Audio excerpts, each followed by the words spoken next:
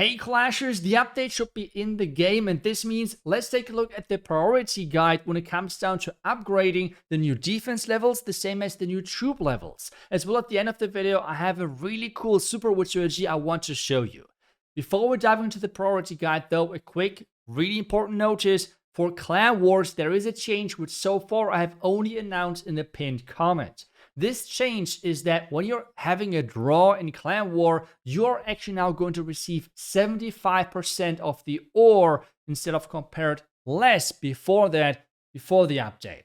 Another thing as well is going to be the change with the poison affecting the Guardian.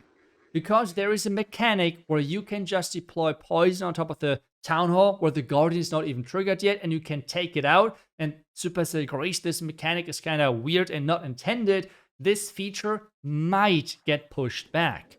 At the point where I'm recording this is not fully confirmed, not even sure if that's possible or whatever, but just so you're aware, when the update is live and there and you're testing it, make sure that you're testing it in Friendly Challenge if this feature is in there or if they have pushed it back into another update. Really important, the poison affecting Guardian might not be in this update because this mechanic is quite stupid. As well, if you want to boost your progression, you buy the Gold Pass or any of the update offers, if there are any, make sure that you're supporting your favorite content creator out there. With credit code iTzu, you can actually support me and this channel. But now, let's dive into the upgrade priority. And it might be surprising, but the Black Mines should be the first thing. Why exactly? Well, throwers were nerfed, but trust me, they're still going to be everywhere. Still as dominant, still as strong, and if you want to take down the healers behind those throwers because of the life gem, you need that new level. The next thing then is going to be the Inferno Tower. Inferno Towers are perfect to put them into Rage Towers, like Rage Spell Towers, and this is why they're just in the second position for me. You could switch them with the Fire Spitters if you're not using Rage Towers, then go Fire Spitters second if you want to, but for sure Inferno Tower or the Fire Spitter should be in the second or third position when you're upgrading your village after the update. The next thing then is the Tesla. This is way lower in priority, and if you have still old upgrades to do, you might want to do them first, but otherwise, Tesla next.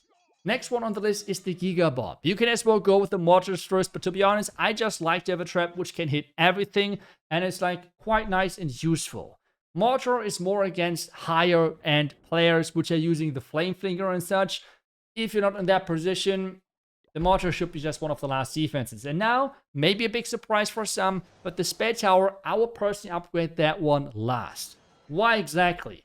Well, the Earthquake Spell Tower so far, and it seems just to kind of suck, not gonna lie. It seems really, really bad. Few fun facts. First one. If a troop is getting hit by one earthquake from the Earthquake Tower and then getting hit by a second, that second Earthquake Tower is actually going to do less damage. First one, 30%. The second one, I think, is only 10%. So you cannot even stack them to try and really damage one troop really specifically a lot. It is just weird. The next thing as well is completely useless versus air, and is one of the only spell towers that only gets worse with modifiers. Invis Tower, well, it can protect stronger defense, so it's in fact better. Poison Tower has more damage. Rage Tower, it's boosting up modified defense, which can even deal more damage. The Earthquake Tower is not changing, but heroes have less hit points, and this means the Earthquake Tower is dealing even less damage to them. So it is literally the only spell tower which is worse in modifiers. Just, I don't know. I just don't see it being useful. Next one now, the troops, the spells, everything new when it comes down to level. And even if you have a ton of different upgrades still available, for this one, it pretty much just depends on you. I know this is an annoying answer and you want to have a clear upgrade priority and such, but to be honest, all those troops which have those new level are pretty viable and good to play, especially now with the modifier changes and nerfs that you can pretty much play whatever. So what does this mean? Well, we have the Titan level being solid, we have the Witch and Super Witch level being solid, the Super Hawk rather are usable. I'm going for the Super Witch. I just like the troop. It is going to be strong, that's for sure, but otherwise it really depends on what you want to play. If you're a Dragon Rider or Air Attacker, then maybe Baby Dragon to make sure that you can use the combination of Dragon Riders and Inferno Dragons, for example. But in the end, it really depends on what strategy you want to play. But now let's talk a bit more about the super witches. There's the classic approach where you're using the fireball earthquake combination with super witches, which is possible for sure. I just like to use as well the torch. Is it better? Both are completely fine. It depends as well on what equipments you have upgraded. I know not everyone has the torch already upgraded, especially because it was just recently buffed. But if you have it upgraded and you're lucky enough, this strategy is going to be really fun and strong. What is the goal here? First off, you're doing a Warden Walk. Since you have two equipments which are boosting the damage of your Warden, this Warden Walk is going to be quite fast and really powerful. But just to speed things up even further, you're adding two Furnace behind it to make sure that the funnel is created a little bit quicker. In this armor composition, instead of having the two earthquakes needed, which are then for the fireball, instead we have the one overgrowth. This one is there for two purposes. The first one being that you can take damage away from those super witches, since you're not having an eternal tome. And the second thing then is that you can just create the better pathing if needed. Because this Warden Walk can only do so much. It can reach maybe the second layer, like right here. But after that, you have reached the limit. Way more is not really possible. After that, then instead we can use the overgrowth to control our troops further inside the base. The next thing as well is equipment choices when it comes down to the other heroes.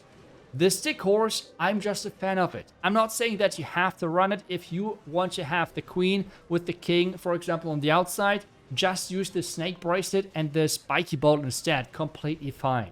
The reason why I like to use the stick horse with the gauntlet is right here.